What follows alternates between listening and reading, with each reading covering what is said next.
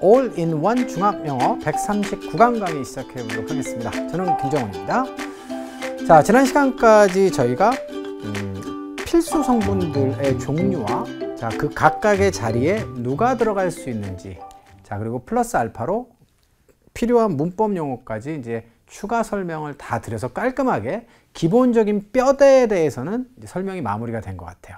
근데 사람도 뼈만 가지고 서 있을 수는 없죠. 살이 붙어야 되는 것이고요. 그 살 부분을 우리가 수식 성분이라고 이야기를 합니다. 그 수식 성분도 정해진 위치가 있겠죠.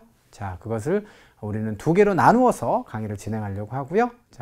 오늘은 그 첫 번째 시간이 되겠습니다. 그래서 오늘 공부할 내용과 순서는 다음과 같은데요. 오늘은 형용사적 수식어와 부사적 수식어 중에서 형용사적 수식어만 볼 텐데, 형용사도 한 단어짜리도 있고 구도 있고 절도 있겠죠. 따라서 2번, 3번은 이런 내용이 되겠습니다. 어느 위치에 오느냐, 이거고, 마지막으로 여러분들 마무리 퀴즈 하시고 정리하시면 되겠어요. 그러시면 첫 번째 주제부터 바로 들어가 보도록 할까요? 형용사는 어디에 와요? 형용사적 수식어 에서 한 단어짜리는 어디에 오죠? 여러분들 되게 익숙하실걸요, 아마? 이런 예문들 있잖아요. I like colorful ties. 앞쪽에서도 보셨던 예문이에요. ties가 세상에 이만큼 있는데 그 중에 컬러풀한 것으로 한정, 제한, 수식해주고 있다. 꾸며준다는 말이 이런 말이거든요. 꼭 있어야 되는 필수 성분은 아니지만 목적어인 ties를 이렇게 설명하고 있습니다. 앞에서 뒤로 가는구나. 너무 자연스럽죠? 두 번째입니다. 질문은 질문인데 어떤 질문이에요? 이 세상에 수없이 많은 종류의 질문 중에 중요한 질문으로 제한, 한정, 수식하고 있습니다. 물론 important question 전체는 목적어입니다. 맞죠? 그래서 그녀가 물었다 이것을, 이런 얘기가 되겠죠. 중요한 질문을 했어요, 했었어요 라고 하는 내용이 되겠습니다. 됐나요? 그래서 결론적으로 한 단어짜리 형용사가 수식할 때는 앞에서 뒤로 수식한다. 그리고 예문을 보니까 너무 자연스럽다. 이게 결론이에요. 그런데 두 단어 이상의 구나 절이 되면 이제 여러분들이 주의하셔야 될 대목이 나옵니다. 뒤에서 앞으로라고 이렇게 돼 있죠. 근데 이 부분은 약간의 설명이 좀 필요한데요. 영어 문법을 연구하는 여러 부류의 학자 중에 인지문법론이라고 있어요. 전문 용어니까 인지문법론이라고 하는 용어는 잊어버리셔도 되는데, 그분들의 주장은 뭐냐면요. 영어라고 하는 언어가 그림에서 왔다. 그림에서 그 어순이 형성됐다. 중요한 것부터 온다. 이렇게 주장을 해요. 그래서 주어가 맨 앞에 오는 이유는 제일 중요하니까. 이렇게 영어의 어순이 그림에서 왔다라고 주장하는 것이 인지문법론 학자들이거든요. 그래서 그들은 명사가 수식을 받잖아요. 그러면 누가 중요해요? 수식 받는 애가 더 중요하죠. 이건 기둥이니까, 뼈니까. 그리고 살은 어디 붙는 게 맞아요? 뒤에서 앞으로 붙는 것이 맞다라고 주장을 하는 거예요. 그러면 오히려 누가 거꾸로인 거죠? 바로 앞에 여러분들 보셨습니다만, 형용사라는 품사가 명사를 한 단어일 때는 앞에서 뒤로 수식하는 게 일반적이라고 했죠? 이게 오히려 인지문법론 학자들이 봤을 때는 굉장히 예외적이고 특이한 거예요. 그러니까 이렇게 어순이 일관되지 않고 한 단어짜리는 앞에서 하고 두 단어 이상은 뒤로 하고는 왜 이렇게 됐을까요? 첫 시간에 설명드렸죠. 영어가 잡탕 언어이기 때문에 그래요. 여러 언어의 영향을 받았기 때문에 이렇게 되는 것입니다. 그래서 다시 한번 종합 정리하면 한 단어짜리 형용사는 앞에서 뒤로 하고요. 두 단어 이상의 구와 절이 형성되면 뒤에서 앞으로 수식합니다. 이건 굉장히 중요한 내용이에요. 그래서 여러분들이 이 내용을 잊지 않고 꼭 기억을 하셔야 됩니다. 어순 공식 중에 핵심 포인트 중에 하나였습니다. 그러시면 이제 예문으로 검증을 좀 해보셔야죠. 예문으로 검증하기 전에 드디어 이제 우리가 완성된 뭔가 한 가지가 나왔기 때문에 좀 설명을 좀 드리고 싶어요. 여러분들 품사, 팔품사, 감탄사 빼고 이렇게 우리 정리할 수 있잖아요. 왜? 명사는 대명사 자리에 나오니까. 그 다음에 뭐가 또 중요했어요? 우리 지금 개념 다 배웠거든요. 준동사 배웠죠? 부정사, 동명사, 분사. 이제부터의 게임은 이 9가지가 어느 자리에서 무슨 역할을 하느냐가 포인트예요. 어순공식에서. 그러면 우리 지금 형용사구 얘기를 꺼냈잖아요. 그럼 이 9가지 중에서 형용사 구의 역할을 할 수 있는 아이가 누가 있나요? 자, 정리해 보시면 이거 있죠? 그 다음에 부정사는 부정사 형용사 역할 하죠. 정해지지 않은 역할 다 하니까. 또 준동사 중에서 분사 있죠. 자, 구기 때문에 얘는 해당되지 않아요, 여러분들. 알겠죠? 구기 때문에 절은 해당되지 않아요. 자, 이렇게 보시면 형용사구 역할 누가 해요? 라고 하면 이렇게 답변하시면 돼요. 그럼 앞으로 수업은 어떻게 진행이 될까요? 앞에서 보여드린 세 아이들을 하나하나씩 자, 꺼내서 예문으로 증명해 보여드리면 되잖아요. 자, 그러면 첫 번째 예문부터 여러분들 보시겠습니다. 여기 지금 of the internet 이렇게 돼 있어요. 자, of the internet은 어떻죠? 앞에 있는 use를 수식할 수밖에 없습니다. 참고로 전치사구는 형용사도 되고 부사구의 역할도 할 수 있다라고 했는데 두 단어 이상이 뒤에서 앞으로 수식한다라고 하는 원칙이 만약에 없었더라면 이 of the internet은 명사를 수식하는 형용사도 되고 바로 뒤에 동사가 있으니까 동사를 수식하는 부사로 막 어순이 헷갈렸을 거예요. 그래서 어순의 공식이 굉장히 중요하다는 겁니다. 다시 한번 두 단어 이상의 구화절은 어디서 수식한다? 중요한 게 나오고 뒤쪽에 자 수식어구가 나온다.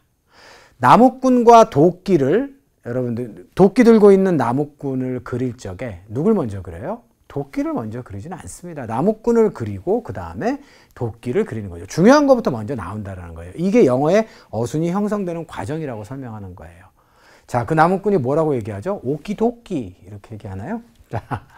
자, 그래서 혼돈이 없으시길 바라요. 그래서 이건 어떻게 해석하실 거예요? 인터넷의 사용이 이렇게 해석하시면 됩니다. 그 다음에 cause는 유발하다라고 하는 동사죠. 타동사입니다. 따라서 뒤쪽에는 당연히 문제를 유발하다가 이렇게 목적어로 나와 있을 텐데 또 전치사 플러스 명사가 나와 있어요. security라고 하면 보안의 뜻입니다. 안전의 뜻입니다. 자, 이거는 전치사와 결합됐으니까 어때요? 바로 앞에 있는 problems를 수식하겠죠.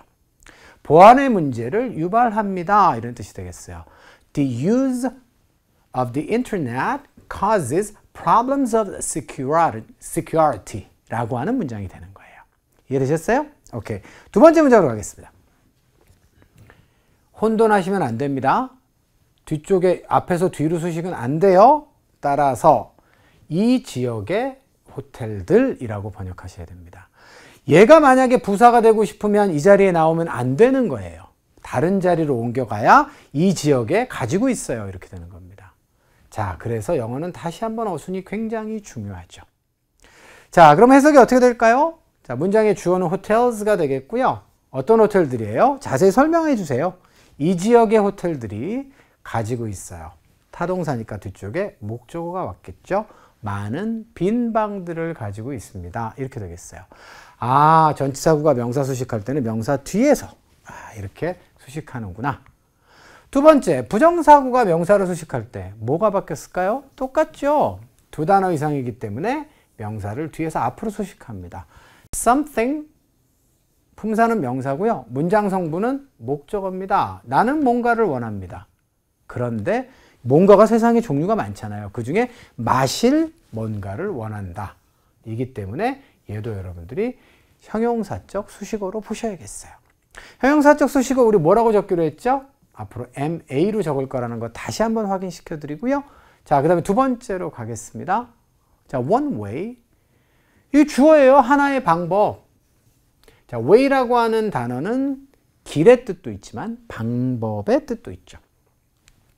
그 다음에 얘가 동사잖아요. 그러면 부정사는 변신의 귀재죠. 자, 다양한 역할을 할 수 있습니다. 그런데 이 자리는 누구 자리예요?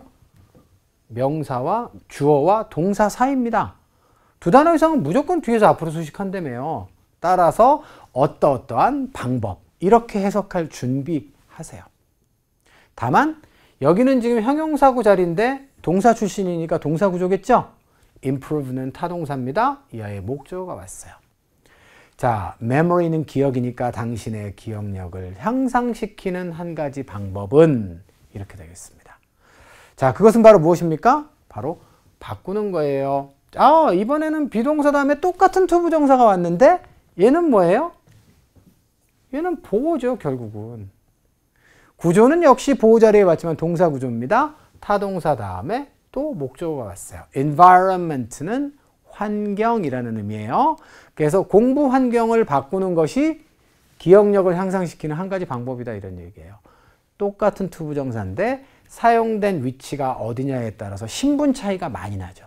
얘는 필수 성분인 보호가 되는 것이고 얘는 명사 주어와 동사 사이에 꼈기 때문에 형용사 역할로 보고 형용사 역할로 해석하는 거예요. 다시 한번 어순이 굉장히 중요한 순간이죠. 됐나요? 자, 세 번째입니다. 분사도 하죠. 자, 분사는 당연히 명사 수식을 할 수 있는데 이거 뒤에서 앞으로 할 거예요. 자, posters 문장 맨 앞에 나오는 명사는 무조건 주어고요. 동사가 이렇게 있습니다. 참고로 포스트는 원래 기둥이에요. 축구할 때 골포스트를 맞췄다, 이런 얘기 많이 듣죠. 따라서 동사로는 기둥에다가 뭔가를 매달아서 게시하다의 뜻입니다. 그래서 이 문장은 뼈대만 딱 세워놓으면 포스터가 게시될 거야, 이런 의미가 되겠어요. 자, 그런데 이 ing는 뭐예요? 분사도 동명사도 되고 분사도 되는 아이잖아요. 그러면 사용된 위치에 따라 구분해야 되는데 여기는 명사가 또 올 수는 없어요. 뒤에서 앞으로 수식하는 위치입니다. 따라서 분사로 보셔야 되고요. 컨테이는 뭐뭐를 포함하다의 타동사니까 이하에 뭐가 붙었어요? 목적어를 데리고 나왔어요. 자, 분사도 준동사기 때문에 형용사구 자리 동사구조가 되는 거예요. 양해탈을 뒤집어 쓴 늑대. 됐죠? 오케이. 자, 그래서 QR코드를 담고 있는 포스터들이 게시가 될 겁니다. 이렇게 되어 있는 겁니다. 근데 여러분들 그 QR코드가 뭔지 알긴 아시죠? 혹시나 싶어서 자, 설명을 좀 드리려고 해요. QR코드는요, Quick Response, 빠른 반응의 약자입니다. 그래서 여러분들 요거를 갖다 스캔하면 인터넷을 통해서 이제 원하는 정보를 얻을 수가 있겠죠. 호기심 많으신 분들은 직접 한번 스캔을 한번 해보시기 바랍니다. 자, 그렇게 해서 다시 한번 똑같은 ing인데 사용된 위치가 주어와 동사 사이에 저렇게 말뭉치가 사용되면 내가 형용사구로 앞으로 해석을 해야지, 이렇게 생각하시면 되는 거예요. 자, 이해되셨죠? 자, 그 다음 자, 두 번째 예문으로 가보도록 하겠습니다. We must cancel. 우리 취소해야 돼. 뭐를요? 회의를. 여기까지 끝났어요. 문장의 필수 성분이 다 나왔다고요. 주어, 동사, 목적어가. 자, ed는 동사일 수도 있고 분사일 수도 있죠. 쫄지 마세요. 자, 근데 문장에 분명한 동사가 하나 있잖아요. 조동사 플러스 동사 원형. 그러면 얘는 빼박 뭐예요? 동사는 아니라는 거죠.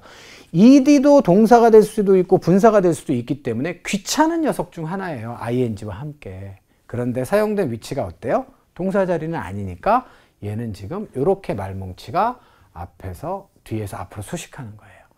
회의 설명해 주세요. 이 세상에 수없이 많은 회의가 있는데 그중에 어떤 회의? 내일로 예정된 회의가 되겠습니다. 이해되셨어요? 이렇게 해서 두 단어 이상의 자, 분사가 아니라 분사가 자기 식구들을 동사 구조니까 데리고 와서 구를 형성하는 경우에 뒤에서 앞으로 이렇게 수식을 합니다. 깔끔했어요. 자, 그러면 형용사구 자리에서 쓸 수 있는 건 누구? 자, 전치사구, 부정사구, 분사구. 이렇게 우리가 정리하면 되겠습니다. 자, 마지막으로 뭐만 남았나요? 형용사 절만 남았어요. 이것도 뼈대가 다 갖춰져 있거든요.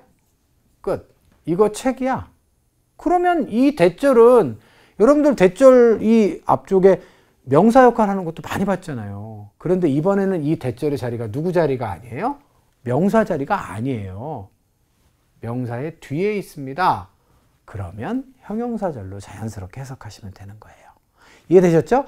여러분들 아직까지 접속사에 대해서 아주 자세하게 뭔가를 배운 적이 없어요, 저에게. 그러므로 이 대절이 어느 자리에 왔느냐에 따라서 역할을 결정하시고 그 역할에 따라서 해석하시면 되는 거예요. 자, 따라서 이것은 책인데 어떠어떠한 책? 이렇게 해석할 준비 되셨나요? 됐어요. 어떤 책이에요? 내가 샀대요. 어저께. 자, 그럼 내가 어제 산 책 이렇게 번역하시면 되겠죠? 네. 자, 두 번째 문장 가겠습니다. 또 that절이 나와요. that 이하에 주어 동사가 있으니까. 어머, 그런데 이미 앞쪽에 주어가 있고 뒤쪽에 동사가 또 나와요? 그러면 이 절은 뭐예요? 이거는 빼박이죠. 또 수식절이에요. 주어와 동사 사이에 필수 성분은 나올 수가 없으니까. 그런데 두 단어 이상은 어디서 수식한대요? 반드시 뒤에서 앞으로. 100% 형용사절입니다. 그럼 준비는 어떻게 되죠? 어떠어떠한 케이크. 이렇게 해석할 준비하시면 돼요. 자, Johnny 구웠어요. 누구를 위해서? 나를 위해서 baked. 구웠던 케이크. 이게 동사고요. 이게 보호가 되겠습니다. 정말 맛있었어요. 이런 얘기가 되겠죠. 납득되셨습니까? 오케이. 자, 이렇게 해서 형용사가 한 단어짜리가 할 때는 앞에서 하고 두 단어 이상의 구나 절이 올 때는 그 수식 받는 명사의 뒤에서 앞으로 이렇게 가는 어순의 공식이 있구나 라고 하는 것을 오늘 확립하시면 좋겠고, 기본적으로 영어에서는 중요한 게 먼저 나오고 수식하는 게 원래 뒤에 나오는 것이 원칙이다 라고 하는 점도 여러분들이 알아두시면 되겠습니다. 자, 이렇게 해서 마무리 짓고요. 자, 저희 마무리 퀴즈로 한번 좀 가볼까요? 정리 한번 하도록 하겠습니다. 명사 주어와 동사의 사이에 올 수 없는 것은 이렇게 되어 있어요.